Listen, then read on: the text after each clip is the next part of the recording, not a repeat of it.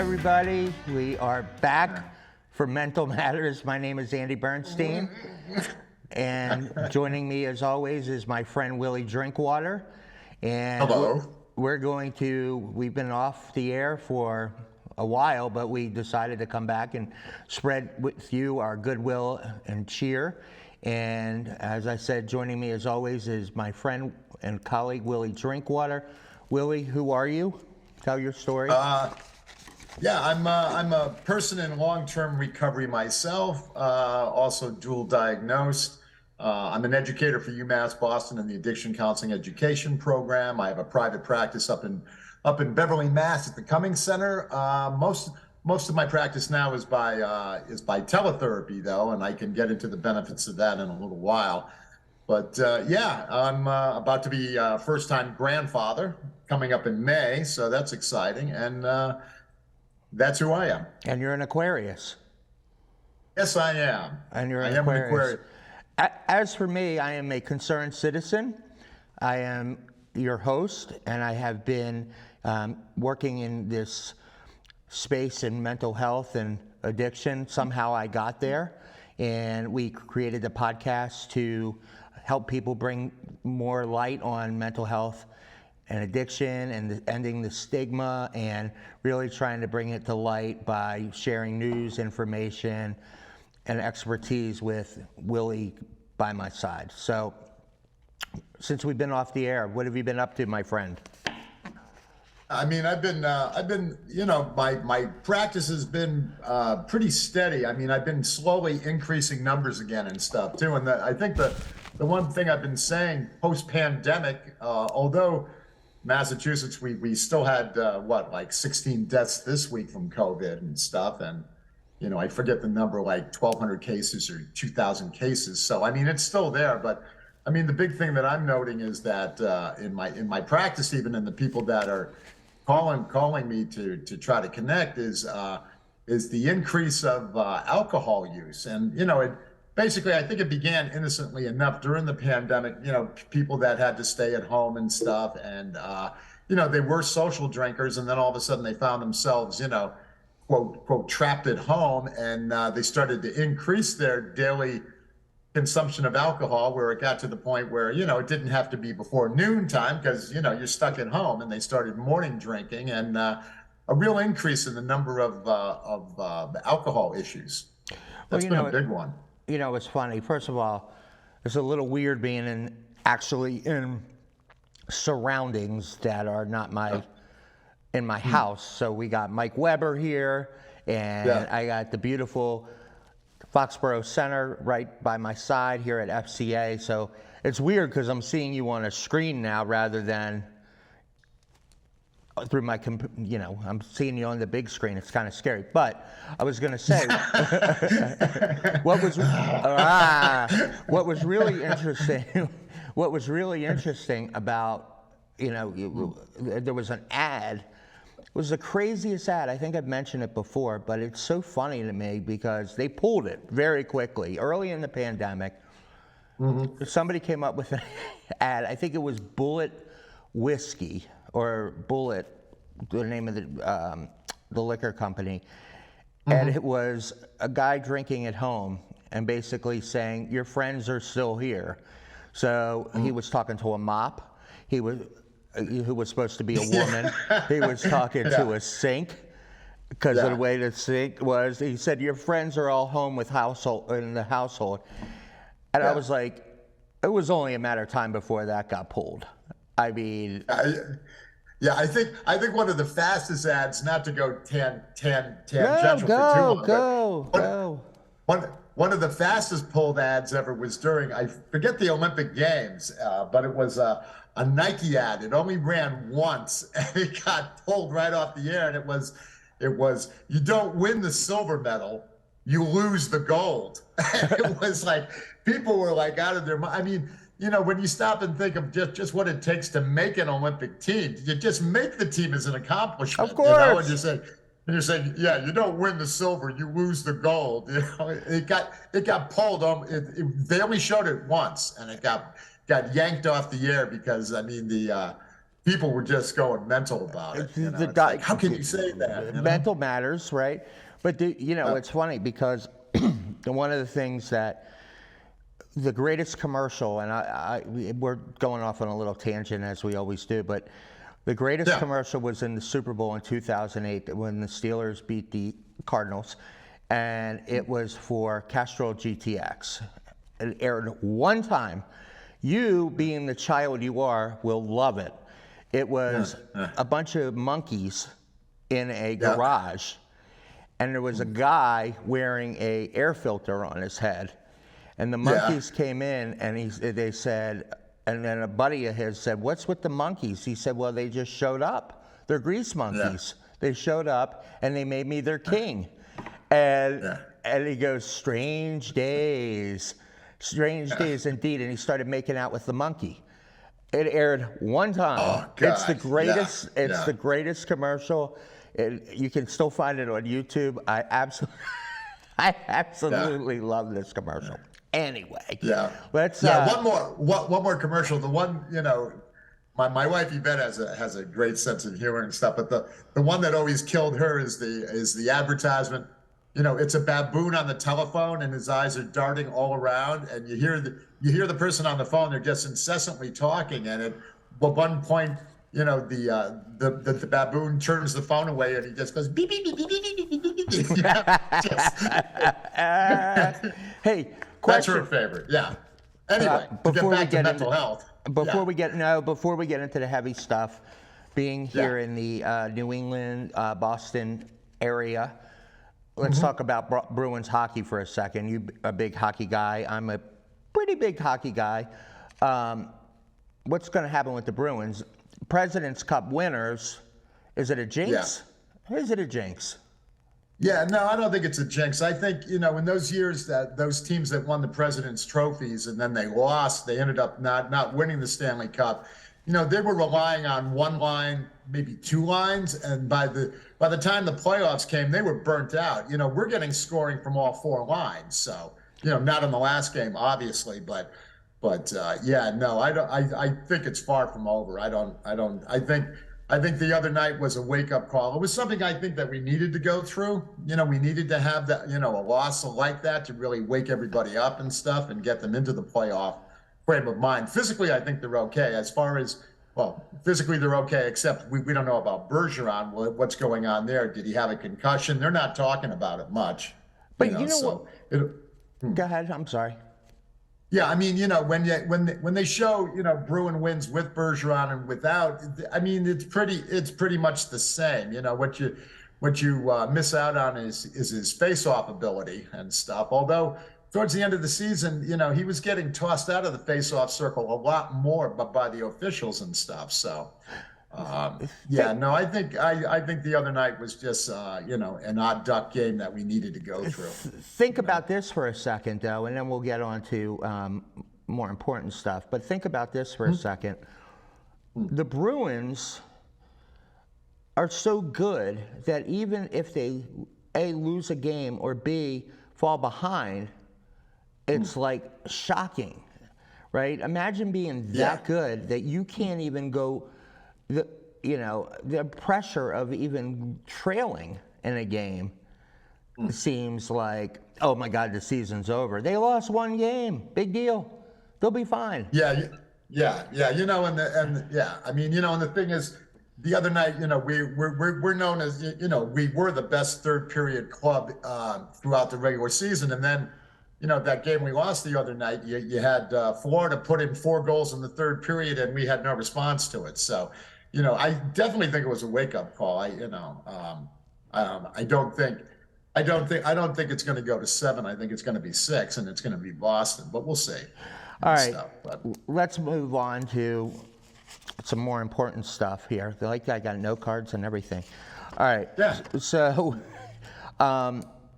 You had a death in the family. Yeah. Our golden retriever Charlie and stuff. He would have been 10 this month. We ended up having to put him to rest on March 10th. He had rapidly spreading cancer and stuff. It was in the spleen, and it had gone to the lungs, and yeah, I mean, it was. I'm still in a wave in waves about it and stuff, up and down about it. The breeder we went through to get Charlie, though, she's having a litter. It should be May 17th, so. And I've had friends say, well, I hope you're not trying to replace Charlie. And it's like, no, I'm not trying to replace Charlie, but I am a dog guy, and I want to get another dog from the breeder to keep the legacy going of where he was from, so. So for you, So what was interesting about it is you have your grandkids coming, a grandchild coming.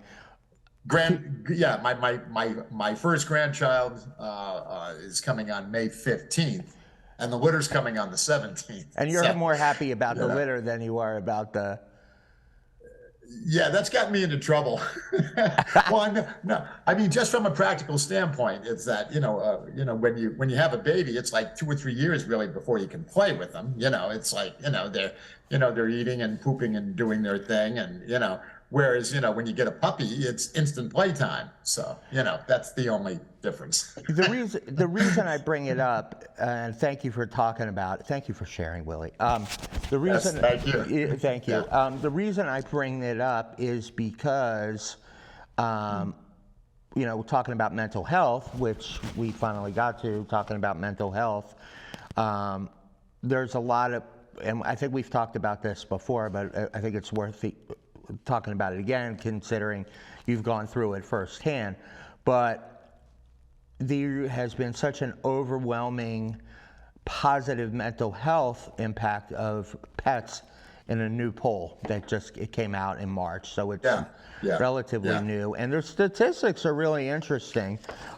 From your standpoint, what did Charlie mean to you as far as from a mental health standpoint? Oh yeah, I mean, he was my he was my constant companion. As a matter of fact, the stairway going down to the basement where I had my office set up and stuff. As you went down, there was a plaque. It said "Man Dog Cave," and stuff. But he was always with me. If I was going to get gas in my truck, he'd come with me. If no matter where if I was going to the dump, he'd go with me. So he was always with me, and and we take our walks every day. So one of the things in that information that you had sent to me and stuff too. I mean, I can definitely back it up. Is when you have a dog, you always have an excuse to go for a walk. So from a physical health standpoint, not only mental but physical health, you got to get out there and walk your dog, and stuff. So I'll get into the statistics in a second, but this past weekend, and shout out to Tufts Veterinary Emergency Medical here in the Foxborough Walpole area, because they're amazing, and they're open 24 hours, and they're just always there when my dog does something she shouldn't, eating something crazy or whatever. She's eaten ADD medicines before of mine. She's eaten peach pits. She's eaten a raisin bagel that she shouldn't have had. Always. But this past week, it really has an effect on you, and it's really affected me all week. She got in a fight with a cat, and the cat, unexpectedly, this cat jumped out at her, and my neighbor's cat, and she got like 4 puncture wounds. Well, it's pretty serious, getting bit by a cat. So we went to Foxborough, and they helped her, and it's like, I'll pay whatever it is for my dog, but she's got to get on anti-inflammatory and things like that. But they had to do blood work on her, and it's like, I'm sitting there in the room, oh my God, I hope everything's okay with the blood work. I hope the blood work comes okay. I hope the liver and I hope the kidney is okay. And it's very anxiety ridden because, like you said, they're just a huge part of our lives. And we're not the only ones, because they're in this article that came out. It was a little, like I said, it was a little dated, but they said that pet owners have a strong majority of them, 86%, said that pets have a mostly positive impact on their mental health. Dog owners, 87%, and cat owners, 86% were likely to say, other pet owners did not have the same benefit. It was a little bit less. But the doctor who was president of the APA said that people recognize that there is something special about the bond between humans and pets. And they said that pets positively impact the mental health and cited key benefits. And the benefits are, so if you don't have a pet, you might want to think about getting a pet or volunteer to spend time with a pet, because 69% who they polled said it helps reduce stress and anxiety. Yeah. 69% also said that it provides unconditional love and support.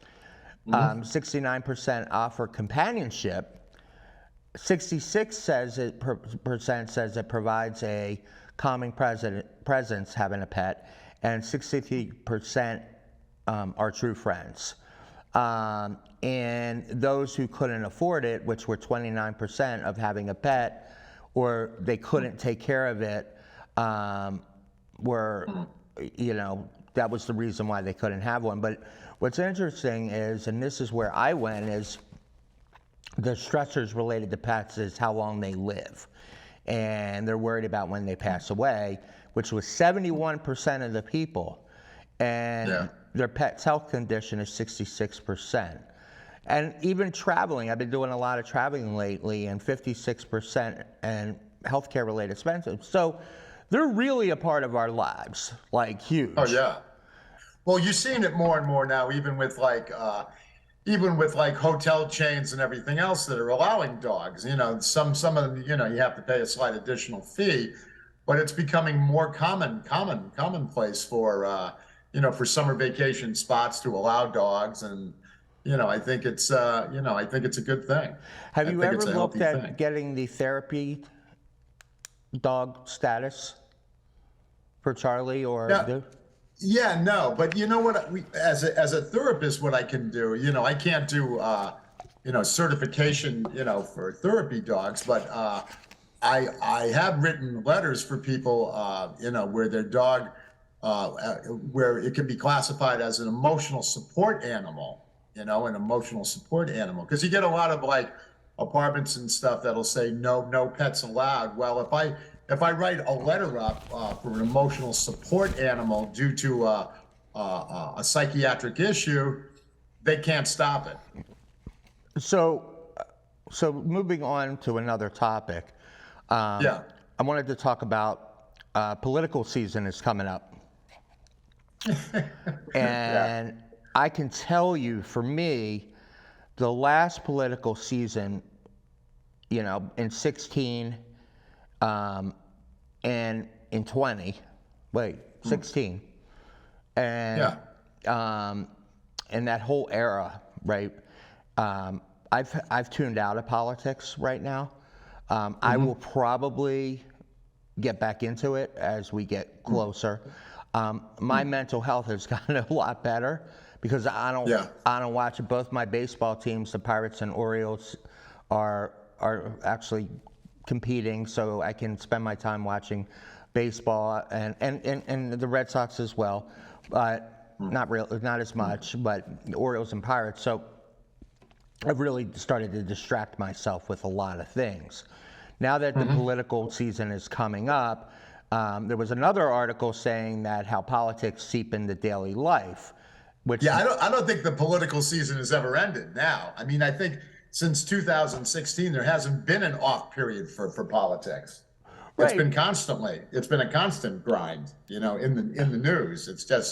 It's always there, I mean, there was, I was listening to a new Democratic congressman, and he was saying how, when you get the people yelling and screaming in Congress, they're actually, that it's all an act. It's like wrestling. Because then they get financial support. It's wrestling. Financial support from the right, so. It's wrestling, right? It's like wrestling. And at one point I wanted to create trading cards for different senators and politicians.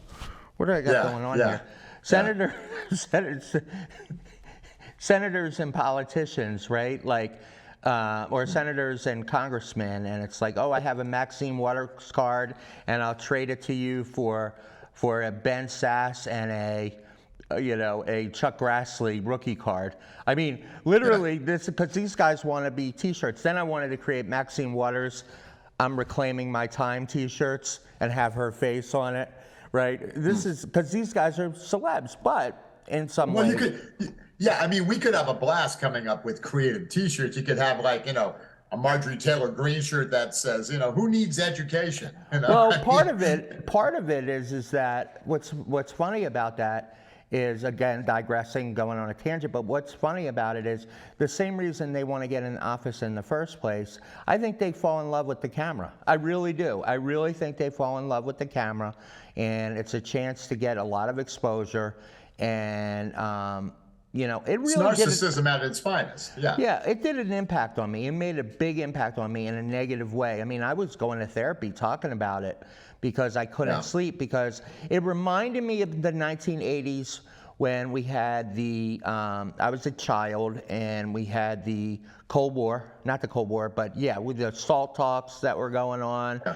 And, in school, they would, you would have to learn how to deal with any kind of emergency issues and things like that. I mean, it was pretty scary when it was Reagan and Gorbachev, and so it definitely took its toll. 16 to 20 really got me like that. Now I'm going to speed that back up. But my question to you is, from your practice, have you seen increases? And do people talk about politics in your practice? Oh yeah.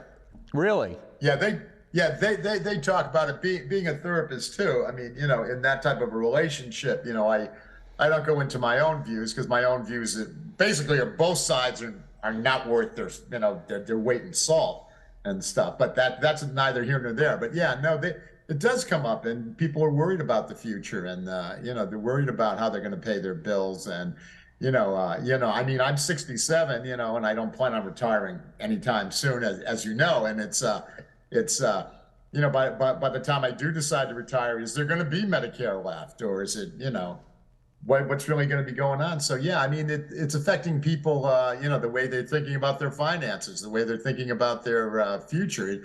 It kind of bumps them out of the present a lot of times too. They have a hard time functioning day to day because they're so focused on what's going to happen. That they're not able to concentrate on the day that they're in. So how do you advise them? What do you tell them? I need to find that out, Andy. It's well, give it you could be like a sports betting handicapper. Yeah.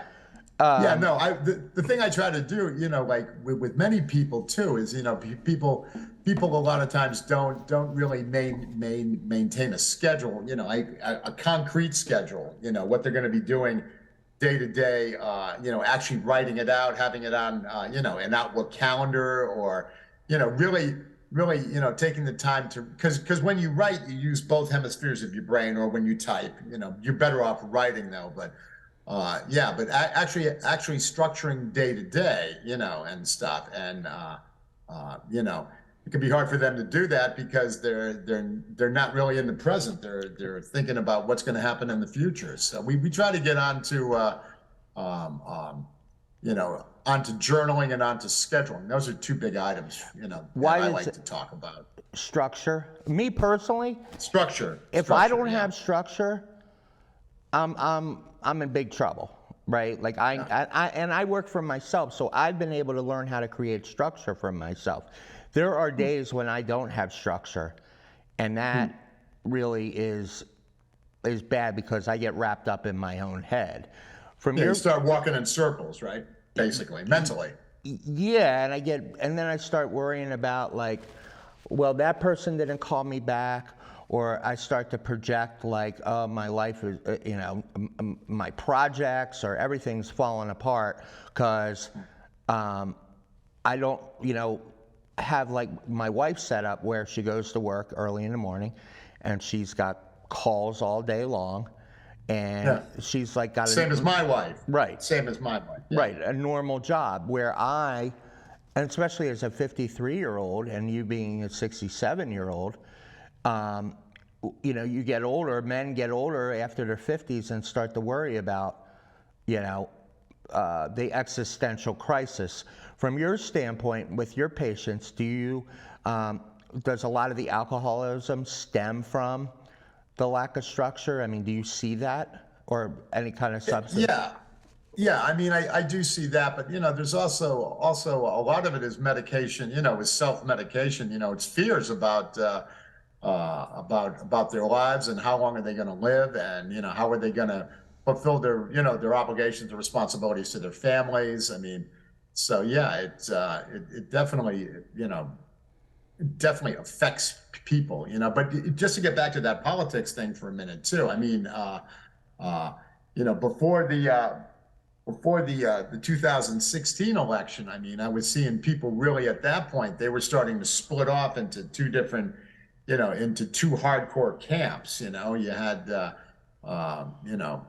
you just had people that were, were buying into conspiracy theories, and and you couldn't shake them of it. All you could basically, if somebody starts talking politics to me and stuff, I never, if it's not someone that I know or something, I don't give my own opinion. I don't say anything, and I'll just say, yeah, that's an interesting point of view. I might go so far as, I've had instances where people say, oh, the election was stolen, and I said, yeah, that's what some people say.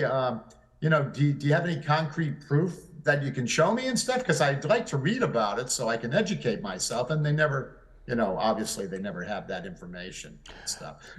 That's why sports is so important, right? Like we tend to, we hear a lot about, athletes' salaries and what they're getting and ticket prices and all this stuff. But at the end of the day, you could go to a Bruins game and you could come from Westwood and you're sitting next to somebody from,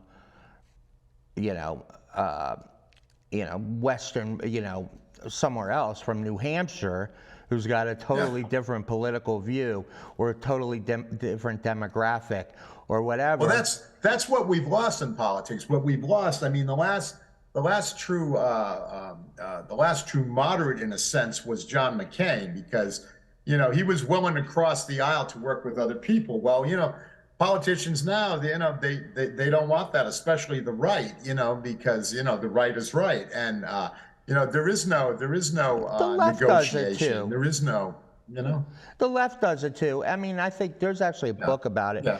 Media is media, right? So if you're 24 hours in media, how much of it is news and how much of it is opinion, right? If you go to CNN's website, it's like advertising. It's clickbait. Most of their stuff on there is clickbait.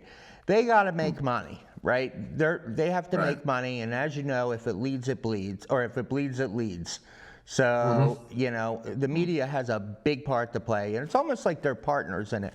But it's so detrimental to people's mental health, as is, and I'll get to that in a second, as is social media. Because, social media, you're getting people's opinions. People break news on Twitter. Like, what's your qualifications for breaking news, right? Is it accurate? Is it, or people on social media see beautiful people having all kinds of wonderful stuff, and they have a terrible life, but they use social media. And then if you have any kind of depression or you're looking at social media, then you start to think, well, my life doesn't equal what that person's life is. So it's very powerful. I think it's a very powerful thing. Now, changing gears, okay? There was another article that was kind of scary to me, and it was about suicide. Now, we're going to talk about suicide. I don't really want to talk about suicide, but I think it's important to talk to. I have a story to share. We may have my older sister calling in to speak to something that recently happened in our world, but we'll get to that in a second. But yesterday an article came out, and this is right in your wheelhouse. Yeah. Okay. article. Okay, ready? Yep. Could better access to marijuana be linked to rising suicide rates? And they're saying, this article came out yesterday in stlouistoday.com. Suspected suicide attempts linked to marijuana overdoses have been steadily increasing over the past decade. According to the National Poison Data System, records show a 17% yearly increase in reports of suicidal people who have been poisoned by using too much cannabis, said Tracy Klein, a professor at nursing at Washington State. Nearly 18,700 cases of suicidal behavior associated with cannabis poisoning were reported to U.S. poison centers between 2009 and 2021. And nearly all cases, 96%, involve cannabis, along with alcohol, benzodiazepines, which is Ativan, and what's the other one? Xanax. And Klonopin, and other drugs. Now, 10% of these resulted in death, disability, disfigurement, or other outcomes. So, interestingly, seniors 65 and older were most likely the group that die or have a major outcome related to a marijuana-related suicide attempt. Without going too much further into it, A, is there such a thing as marijuana overdose? Never heard of that. B, I thought marijuana wasn't addicting. And these are the myths, right? They're totally harmless. I mean, to begin with, the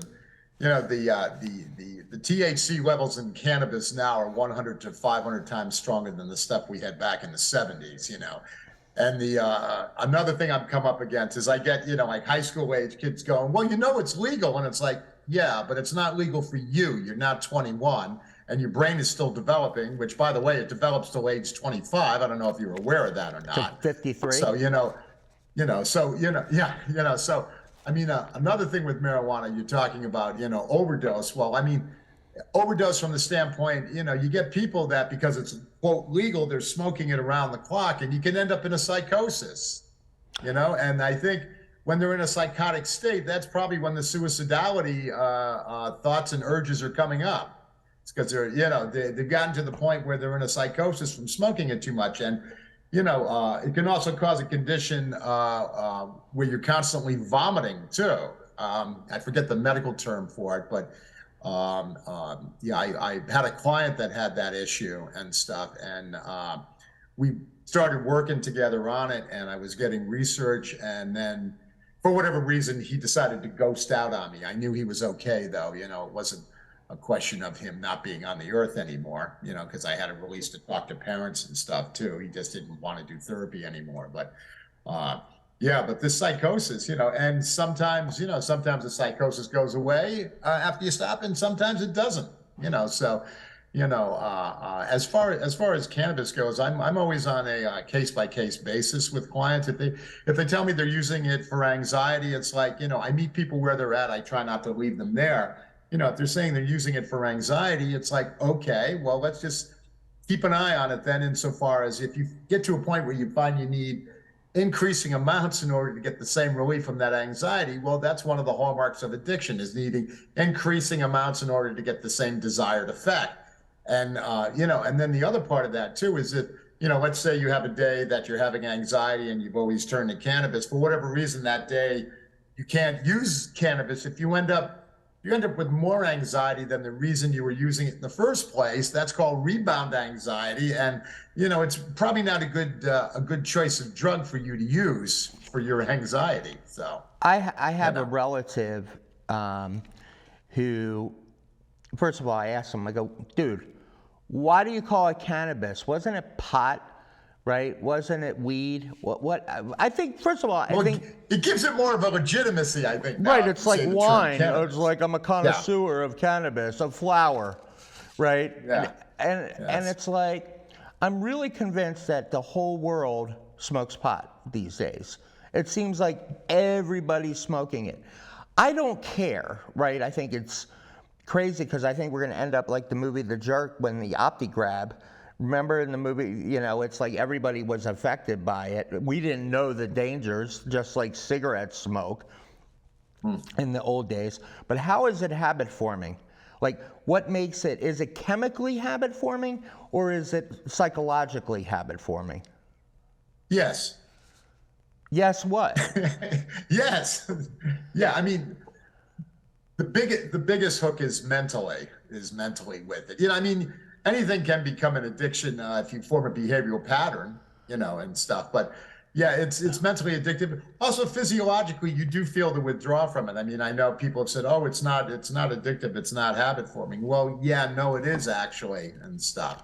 I mean, you can't be ingesting a chemical into your body and not have some type of a withdrawal factor from it, especially if you build up a high tolerance. You know, if you used to be able to, you know, that's one of the big issues with trying to, you know, for alcohol, we have a breathalyzer, you know, and for cannabis, I mean, the best they can do is try to find out what level of THC is in your blood, but no one has said what level is acceptable or not acceptable.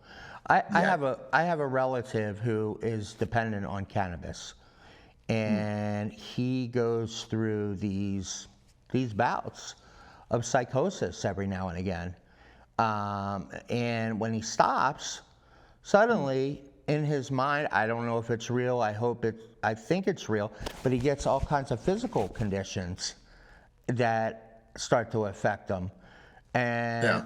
I don't know if it's psychological, it may be, whatever, but he'll start back up, you know, using cannabis, and it's, you know, it's not regulated. That's the, right? It's not, like different parts of the country have different potency too, is my understanding. Yeah. I mean, well, yeah, I mean, you can measure the potency on any of it if it's going through God, what the places where you buy it. What's the term? Dispensaries. Dispensaries. God, sorry about that mental hole shot and stuff. But you know, I mean, when you look at it nationally and stuff, and you talk to cannabis connoisseurs, they'll tell you flat out, Massachusetts has the worst weed anywhere in the country as far as the quality of it goes and stuff. So I don't know how that affects whether, you know, it's going to lend one to a psychosis more than, quote, a good quality cannabis. I don't know, you know, so. So the part two of this question is, and hopefully we're going to get to my my sister to come in and talk to us.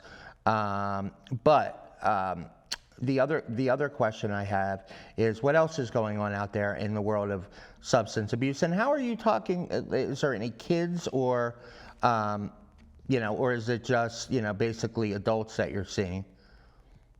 Yeah, no, I don't see kids at all, really. I mean, I have some younger people, maybe, you know, like 18 or 19 years old, but I usually work with adults. I'm finding myself working with more and more adults that are getting near the Rainbow Bridge, Right. so to speak. So, you know, and they're, you know, and they have these fears and you know, fears about you know, impending doom coming up eventually and stuff. And so, yeah, but yeah, no, my practice basically probably the ages probably from 25 to 60. Okay. And Yeah. so how do you advise them? What are the things you say to them? Well, I mean, it's always on a case-by-case basis. Again, you know, that's like a question my students would ask me is, well, you know, what would you do if this is the case? And it's like, well, you know, what are the other factors that are going with that case? You know, I'm not trying to be evasive here, but, you know, I mean, basically, you know, really looking at, you know, what are your beliefs, what are your values, you know, as you're aging, is there anything that, you know, anything that really brings you comfort? You know, do you have philosophy? Do you have a religion that's supportive of yourself, or, you know, what's you know, what are your supports? Supports is a big one. You know, who are your supports? Are you seeing a lot of fentanyl out there? Is fentanyl still out there?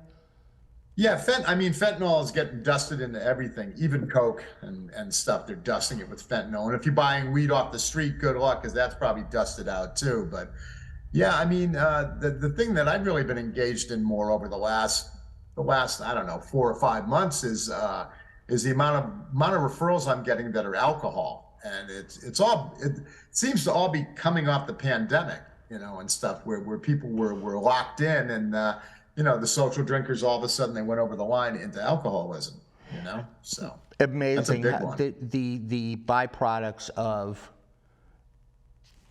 Well, the thing people don't realize a lot of times too, we've been talking about, the opioid epidemic for years now, and there is one. But when you look at it, it's still more people die from alcohol-related illnesses than from opiates, but because alcohol is legal and it brings in a ton of money to states and the feds, it's not really looked at. It's like, oh, okay, fine, and stuff. It is legal, So, we talked about social media, and one of the things that I am not a parent, except of my dog. But one of the things that I think about is knowing what I know over time to see, kids, and being a kid and growing up, in the 80s, and it was cocaine, right? Everybody was using cocaine, and and now it's to use the Don Gavin line. I hate cocaine, but I love the smell of the stuff. Yeah, in the 80s, it was all over the place. It was all over, but for me, the way I never got caught up in it is because of the messaging that we had. The just say no, this is your brain on drugs. There were a lot of effective campaigns out there, right? And then there was the even for poison, there was like Mr. Yuck. I don't know if Mr. Yuck is mean, Mr. Yuck is green, right? Yeah. So it educated me, right? I took a lot from that because I would sit in front of the TV, right? That was my babysitter in those days. And well, I think that's part of a bigger problem and stuff too. Is we put all this money into the war on drugs and stopping the importation, and it's like, where's the money we're spending on education as to why you probably shouldn't do these things? When I used to go on, into the occasional high school and stuff, I would tell them flat out, I'm not here to tell you, not to do drugs and stuff. And they'd look around and say, but why don't you consider this? If you're thinking about ingesting something into your body that can have a permanent effect on you, why don't you learn as much about it as you can, and then decide then decide what the choice is going to be on it, and because you weren't preaching to them and you weren't saying don't do drugs, don't do this, don't do, because kids in general, if you tell them not to do something, then they're going to do it. Yeah, and it's and it's upsetting because I have friends, and I can't tell you how many friends I have with kids who are fighting like you wouldn't believe to keep their kids from going off the deep end. I mean, we have a friend who we have friends. The daughter's a beautiful kid. I mean, she's a beautiful young lady. They had to pull her out of college because she had such mental health issues. And oh, that's a prime year too. I mean, freshman year, that's when I worked the inpatient scene. That's when we'd see we'd get a lot of 18-year-olds in the inpatient, and it was people, they had gone off to school. Okay, so they're away from home for the first time. They've got the stress and pressure of being away from home. They've got the stress and pressure of getting good grades, not only for themselves but for their parents, and and they try something. They try something for the first time, and it doesn't end up good, or there's a predisposition in the family to a mental health issue, schizophrenia, bipolar disorder, and that's what it ends up coming out when they're under this stress from being away from home the first time. So I was going to talk about TikTok, and keeping with that suicide is affecting vulnerable kids. We'll get to that, But we have a special guest on the air right now, direct from Baltimore, Maryland, is my big sister, Nan Rehfield. And I asked Nan to come on because there was a really staggering story, or a terrible story last week about one of her friends who I knew. In fact, my sister and I fixed this young lady up with a friend of mine, and they got married, they had a baby, and it's just a tragic story. So I wanted to have Nan come on and talk about it. Hello. Hi. Hi, Nan. How's it going? Good. Hi. You're on with Hi. Willie and I, and if you saw him, you'd start laughing right off the bat, Nan, because he's an odd character, that Willie. Nan, Helps the day go by. Oh, I hear. Yeah. he's a bundle of joy. Yeah. Good time. So, tell us about. I wanted to talk about, this story, and because I think it's important, because there's so many people out there who are would never guess. We're sticking with the suicide. Can you tell us about the story of Jamie? Sure. So when my kids were young, when my youngest was just born and my other son was about 2.5, I had a girl, Jamie, come and help me with the kids. And she was 19 at the time, lived with her parents in college. And what she told me about her family was that her mom drank a lot. And come to find out, her dad was a substance abuser as well. I just found that out yesterday. And then the dad was always kind of like cheating on the mom and like a serial cheater. So that was interesting. But she always was closer with the dad, and the mom left and whatnot. So kids got older, but she and I remained friends, and like you said, Andrew, we fixed them up. And she right away moved, within a month or so, moved in with Andrew's friend to New York. And then they did move to Connecticut, had a baby, and then since divorce, and went through a lot of struggles between the two of them. So Easter Sunday at 12:15, she committed suicide by throwing herself in front of a train. At 43 years old, with a 13-year-old daughter, she had a boyfriend that she was very much in love with of 2 years. She had a new job, which apparently was going well. She was very pretty, athletic, paddleboarded, lived in Fairfield, Connecticut, so they lived at the beach. And it comes to find out, and I just found this out, Andrew, that she'd been planning this. So she was diagnosed with schizophrenia, and she'd been planning this for a while because she cleaned out her house of all personal effects, all medications, everything, and her car.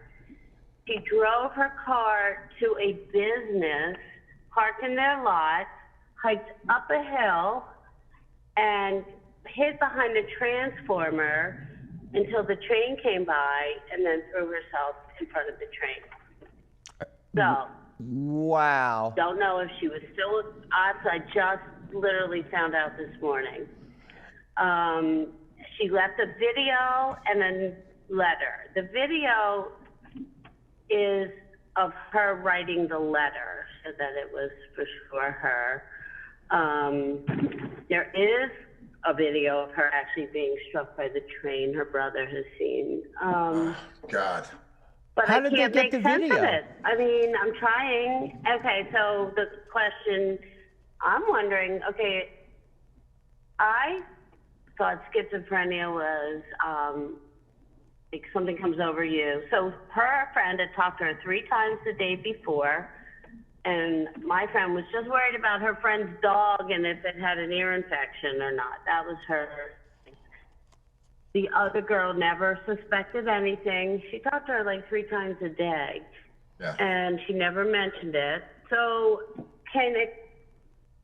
does it take a while for the medication to come out of your system? I mean, I thought you wake up and, oh, this is the day. But I didn't realize that you can actually, like a psychotic episode would last that long. I'm confused about all that. But Not a substance, I don't know. not a substance Even- user. Yeah, there might even be a question if she was actually taking the medication or not, too. You know? And if she was getting constant voices telling her to do this, you know, command voices. So I can. Nan, you're breaking up. So I'm assuming, they're assuming, everyone's thinking she did not take her medication. Yeah, so she left behind this daughter who was everything to her in her whole life and had a plan, and that's what she did.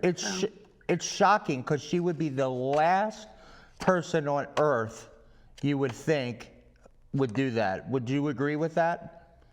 Yeah, I mean, you know, some people Girl too. next door.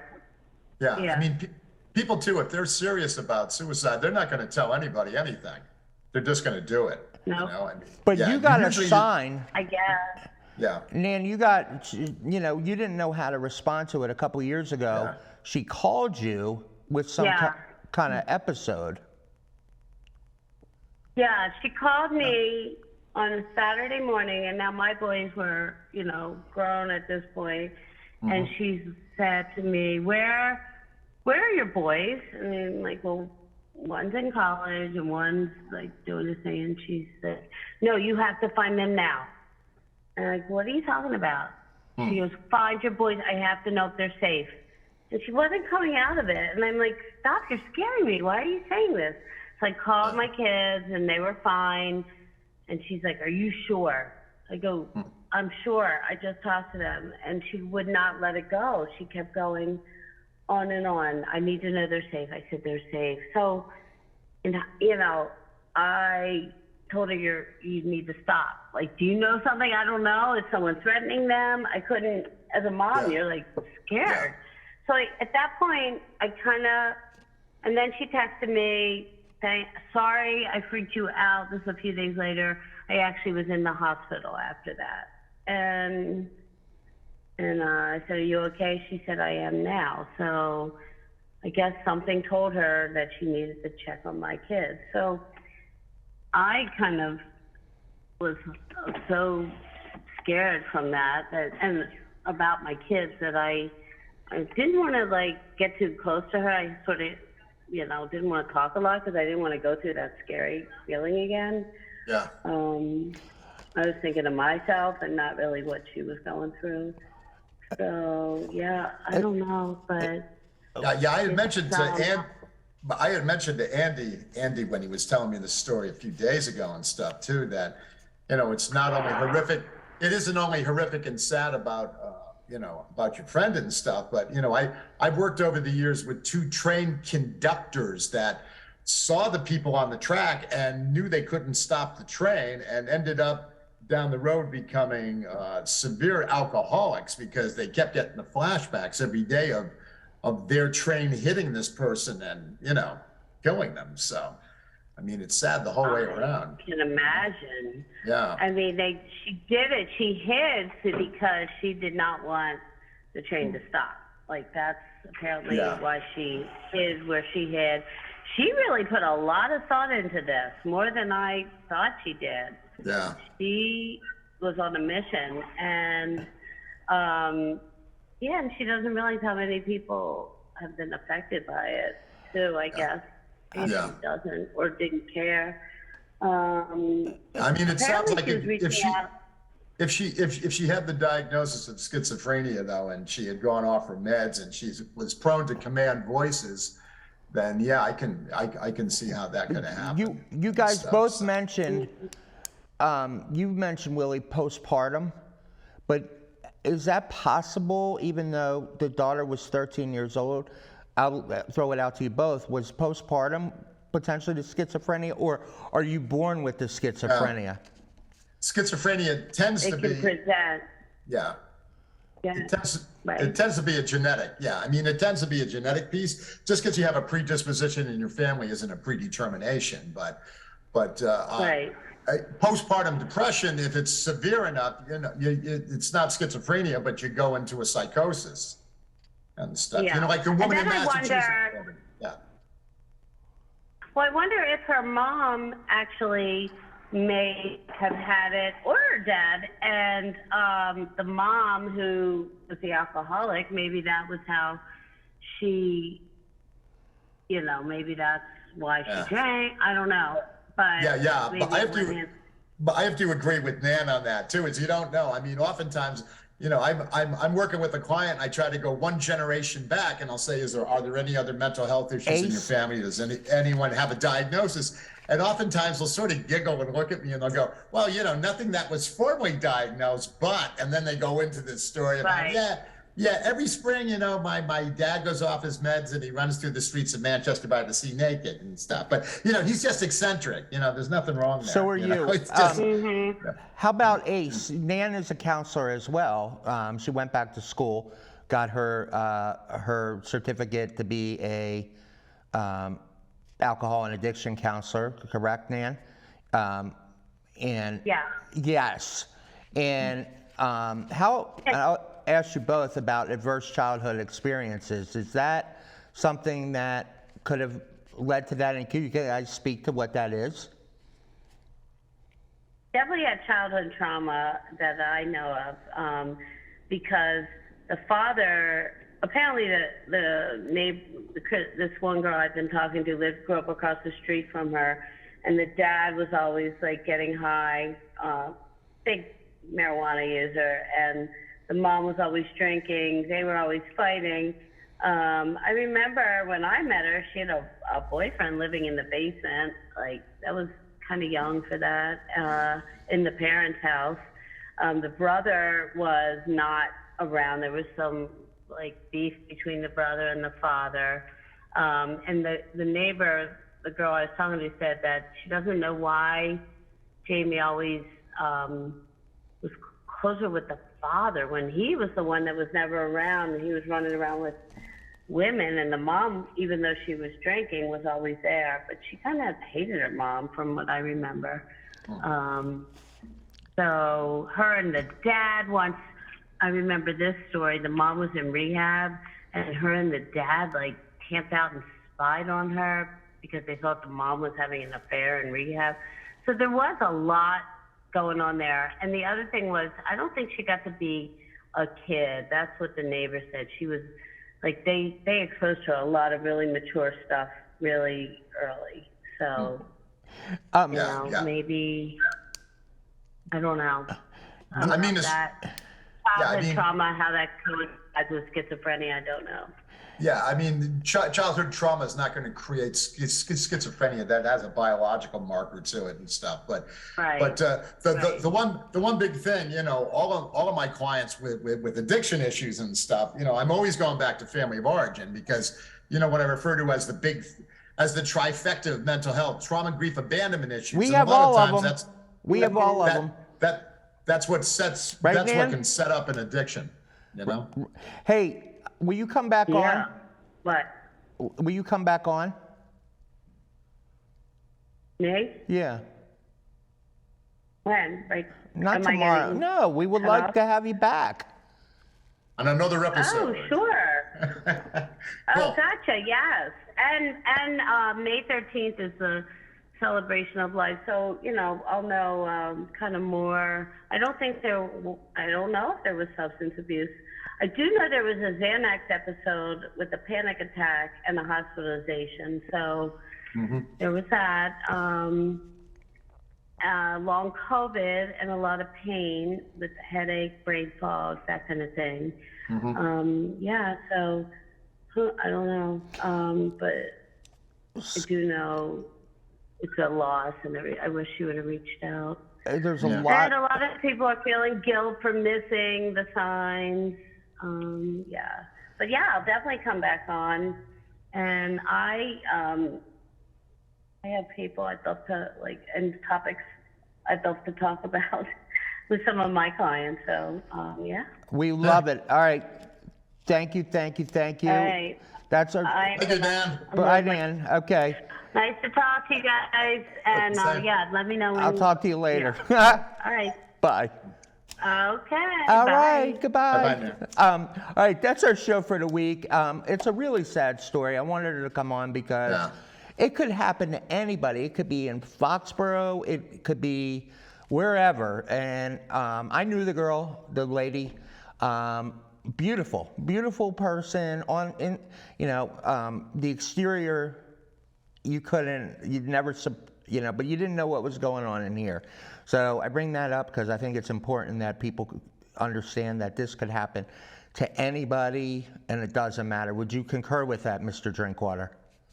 Yeah, I mean, this just reminded me of that sad story about the nurse at Brigham and Women's that, that had postpartum depression, and they were trying to treat it and this and that. And the husband went out to pick up a takeout order and came back, and she had killed all 3 children, including the baby, and stuff. That was recent. That was in the news over the last couple of months. It's serious stuff and stressors. I guess if we could sum it up, get a dog, start to, take care of your mental health. As Marshawn Lynch, the great running back, used to say, take care of your mentals. That's what he would say. Yeah. He goes, Yeah. I got to get my mentals right. So everybody get your mentals right. That's our show for the week. It's good to be All right. back. If you or someone need help in treatment of substance abuse or mental health, our best advice is to call SAMHSA, which is the Substance Abuse and Mental Health Services Administration. And the number is 1-800-662-HELP. And that's 662-4357. And they can help you and direct you to the powers that be. Yes. Also, don't forget the Massachusetts helpline too. Massachusetts helpline through the Bureau of Substance Abuse Services. That number is 1-800-327-5050. All right. So how'd we do today, Drinkwater? Yeah, I think we did okay. It was a good opening salvo, as they say. Salva, don't talk salva. That's gun violence, and we don't want to go there. All right. We will see you next week on Mental Matters. Have a good weekend, and we'll see you next week. Okay. Bye-bye.